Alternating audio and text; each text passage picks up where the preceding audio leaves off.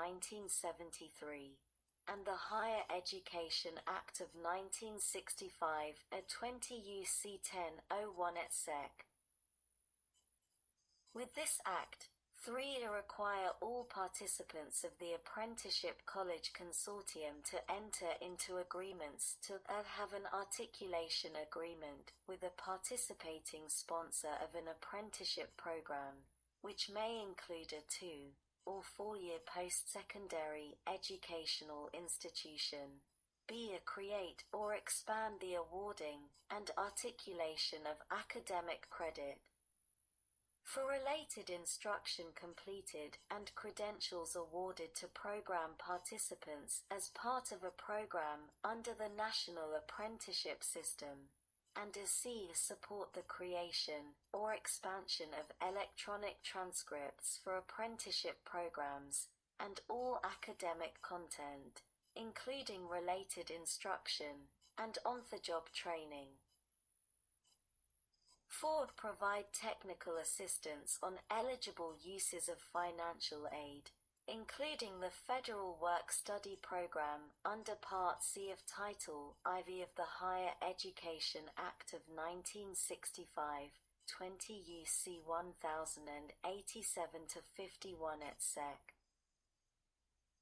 For related instruction for programs under the National Apprenticeship System, 5. Provide to consortium participants or potential participants information regarding the list of apprenticeship programs in related occupations offered in the state or available under the Office of Apprenticeship that may become part of the consortium. B. Information on how to develop an apprenticeship program. C. Information on federal, state, and local financial resources available to assist with the establishment and implementation of apprenticeship programs, and D. Information on related qualified intermediaries or industry or sector partnerships supporting apprenticeship programs, as applicable. And 6. Support information regarding the apprenticeship consortium being made available on a publicly accessible website, including the list of participating members of the consortium, apprenticeship programs provided, credentials awarded with each program, and available apprenticeable occupations, and B. Models of articulation agreements, prior learning assessments, and competency-based curriculum for related instruction for illustrative purposes. D. Best practice development and sharing. 1. The dissemination.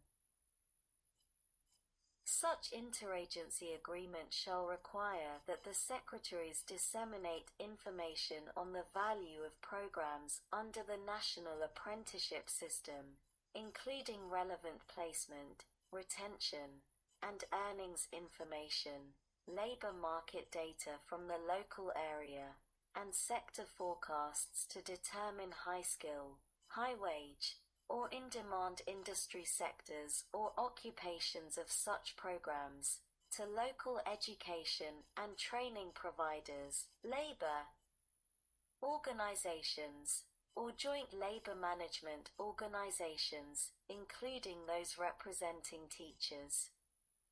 2. Clearinghouse.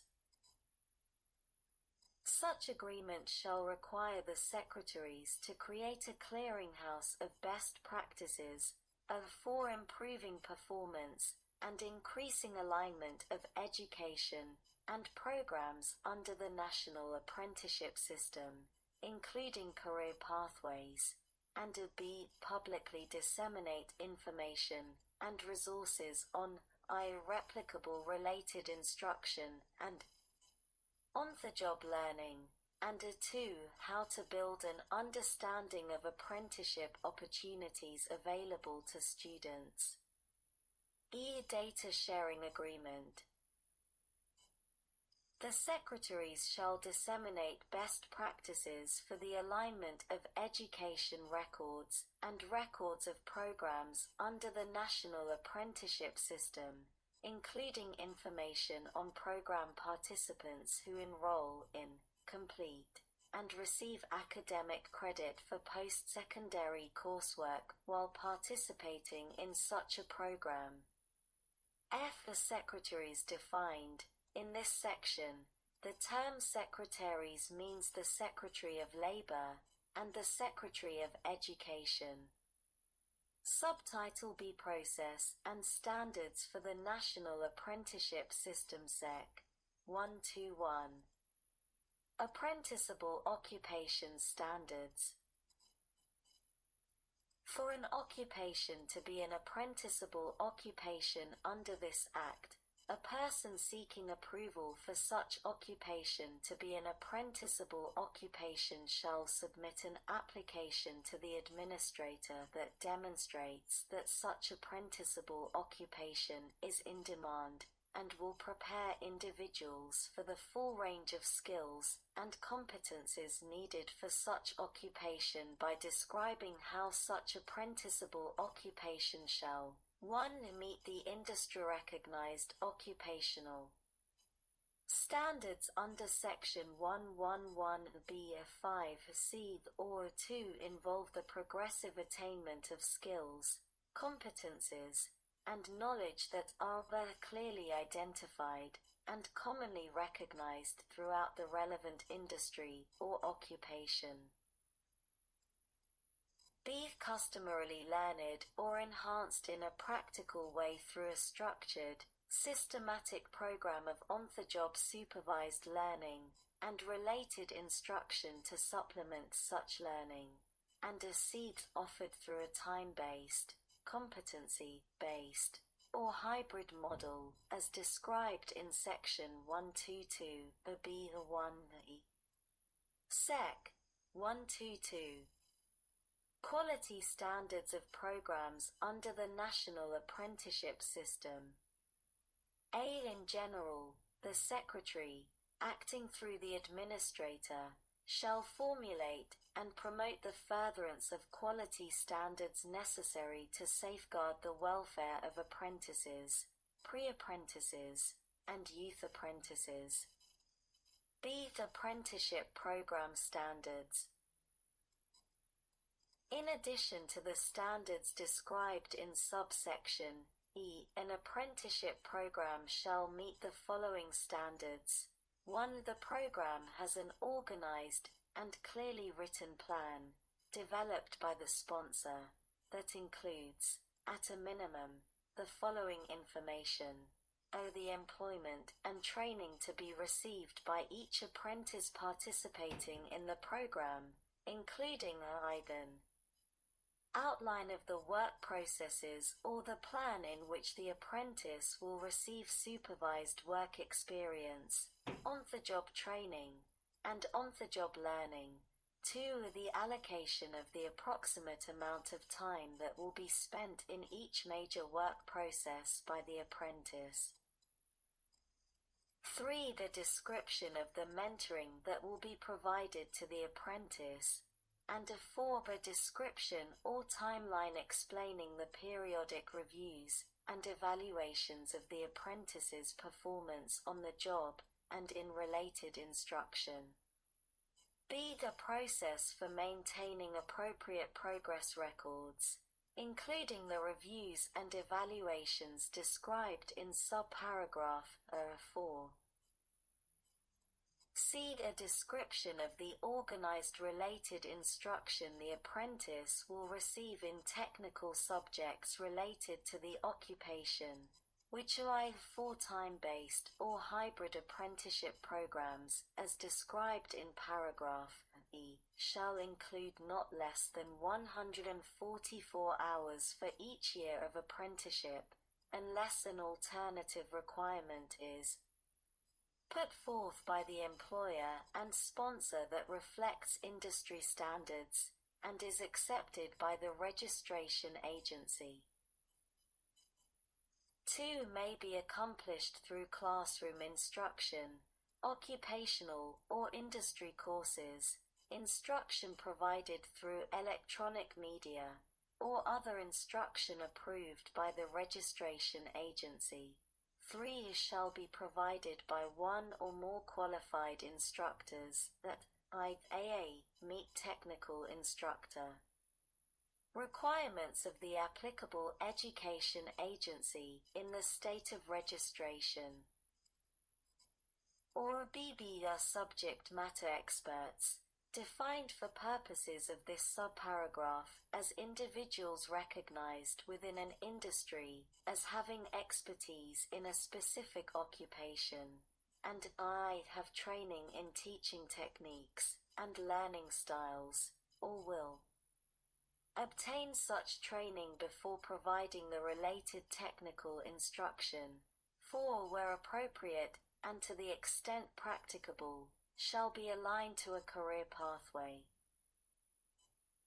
And a V where appropriate, and to the extent practicable, incorporate the principles of universal design for learning under Section 103 of the Higher Education Act of 1965, 20 U.C. 1003. D. The progressively increasing, clearly defined schedule of wages to be paid to the apprentice that is consistent with measurable skill gains, and a 2 ensures the entry wage is not less than the greater of the minimum wage required under Section 6, 8 of the Fair Labor Standards Act of 1938, 29 U.C. 206A or the applicable wage required by other applicable federal or state laws, including regulations, or collective bargaining agreements. E. The term of the apprenticeship program, which may be measured using the time-based model, which requires the completion of the industry standard for on-the-job learning hours, which in no case shall be less than a cumulative 2,000 hours, unless an alternative requirement is put forth by the employer and sponsor from a non-traditional apprenticeship industry or occupation as of the date of the enactment of the National Apprenticeship Act of 2020 that reflects industry standards and the relative hazards of the occupation, and is accepted by the registration agency. 2. A competency-based model, which requires the attainment of competency in the occupation, or 3. The hybrid model, which blends the time-based and competency-based approaches. F are the methods used to measure an apprentice's skills and competences, which may include an initial diagnostic assessment or assessment of credentials that verify an individual's foundational knowledge and skills that would be needed to succeed in an apprenticeship program, and which shall include, in the case of a time-based apprenticeship, described in subparagraph and the individual apprentice's completion of the required hours of on-the-job learning as described in a work process schedule. Or 2. In the case of a competency-based model described in subparagraph and 2. The individual apprentice's successful demonstration of acquired skills and knowledge through appropriate means of testing and evaluation for such competences, and by requiring apprentices to complete a paid-on the job learning component of the apprenticeship.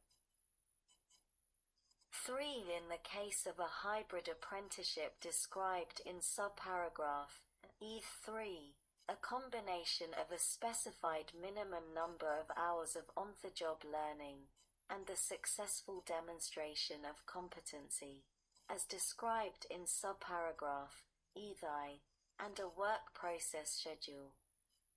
2. The program equally grants advanced standing or credit to all individuals applying for the apprenticeship with demonstrated competency or acquired experience, training, or skills, and provides commensurate wages for any progression in standing or credits so granted.